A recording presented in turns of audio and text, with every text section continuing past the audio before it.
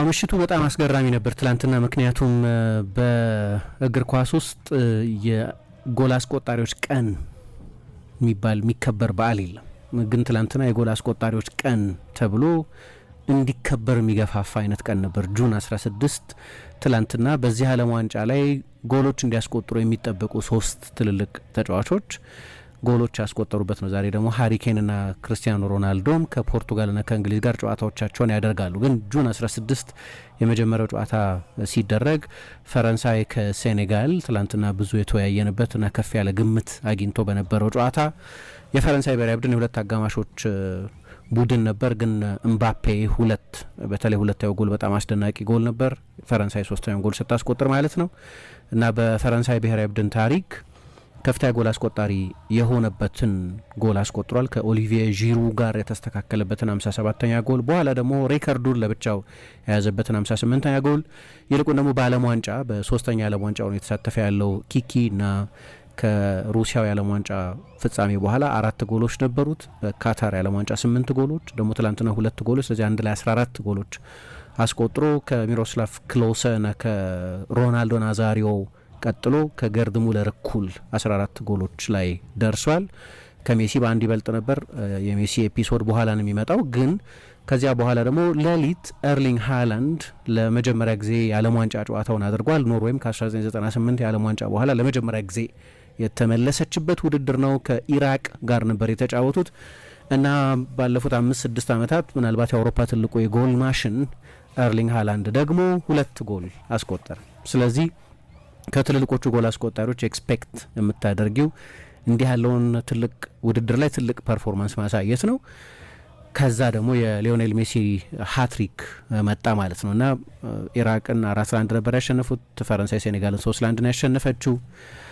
መጨረሻ ላይ አርጀንቲና ደግሞ አልጄሪያን 3-0 ስታሸንፍ ሊዮኔል ሜሲ ሃትሪክ ሰርቷል። 67ኛ ሃትሪኩ መሰለኝ በጠቅላላው በእግር ኳስ ተጫዋችነት ታሪኩ 200ኛ ጨዋታው ነው ትላንትና ለአርጀንቲና ብሔራዊ ቡድን ያደረገው።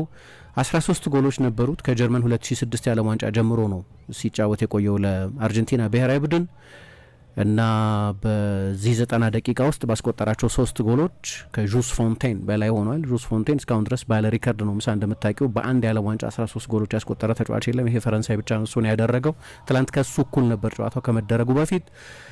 ባስቆጠራቸው ጎሎች ምክንያት ከገርድ ሙለር በላይ ሆኗል። ገርድ ሙለር 14 ጎሎች ስለሆነ ያሉት የጀርመን የምንጊዜም ትልቁ ጎል አስቆጣሪ የሚባለው።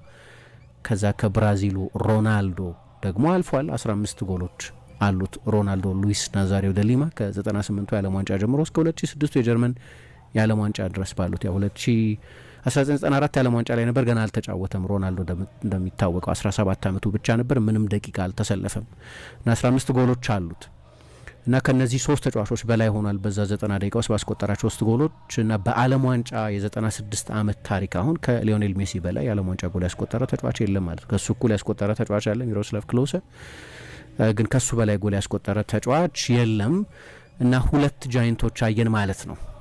የዛሬ 3 ዓመት ተኩል የዓለም ዋንጫ ፍጻሜ ሲደረግ የኤምባፔና የሜሲ ፉክክርና በዓለም ዋንጫ ታሪክን ብቻ ሳይሆን በጠቅላላው በእግር ኳስ ታሪክ በጣም ብዙ ሰው እንደሚለው ምርጡ የእግር ኳስ ጨዋታ ነበር ይለዋል። በተለይ በእንደዛ አይነት ኦኬዥን 3-3 ያለቀበት ጨዋታ ውስጥ የነበሩት ጥፋቶች፣ ድራማው፣ በኋላ በመለያ የፍጹም ቅጣት ምት መጠናቀቁ፣ በጨዋታ ውስጥ ያየነው ኢንዲቪጁዋል ፐርፎርማንስ የሊዮኔል ሜሲ 2 ጎሎች፣ ኤምባፔ ፈረንሳይን የምታገግም ከማይመስልበት ሁኔታ የቀሰቀሰባቸው እነዛ 3 ጎሎች፣ 2 የፍጹም ቅጣት ምት ጎሎች፣ እነዚህ ሁሉ ነገሮች የመጨረሻው የዓለም ዋንጫ የፍጻሜ ጨዋታ ላይ ያየናቸው ናቸውና ትላንትና 2ቱ ተጫዋቾች ከዛ የዓለም ዋንጫ በኋላ ለመጀመሪያ ጊዜ የዓለም ዋንጫ ጨዋታ ደግሞ ያደረጉበት ነው። ምክንያቱም የዓለም ዋንጫ የመክፈቻ ጨዋታ ስለሆነ የቡድኖቻቸውና 2ቱም ተጫዋቾች ካቆሙበት ነው የቀጠሉት ማለት ይቻላል እና የዓለም የጎል አስቆጣሪዎች ቀን የሚባል በዓል ቢኖር እና ደግሞ ስቴጁ የዓለም ዋንጫ ስቴጅ ነው። ስለዚህ በጣም አስገራሚ ነበር። ሊዮኔል ሜሲም እንግዲህ እንዳልኩት ለሁለቱም ተጫዋቾች ሲምቦሊክ ነው። ለኤምባፔ ከፍተኛ ጎል አስቆጣሪ የሆነበት፣ ሊዮኔል ሜሲ የዓለም ዋንጫ ከፍተኛ ጎል አስቆጣሪነትን ያስተካከለበትና 200ኛ ጨዋታውን ያደረገበት ምሽት መሆኑ ነው። እና ስለዚህ የሚገርም ምሽት ነበር ማለት ነው። በጣም አስገራሚ ምሽት ነበር። ትልልቆቹ ተጫዋቾች ትልቅነታቸውን የኖሩበት ምሽት ነው።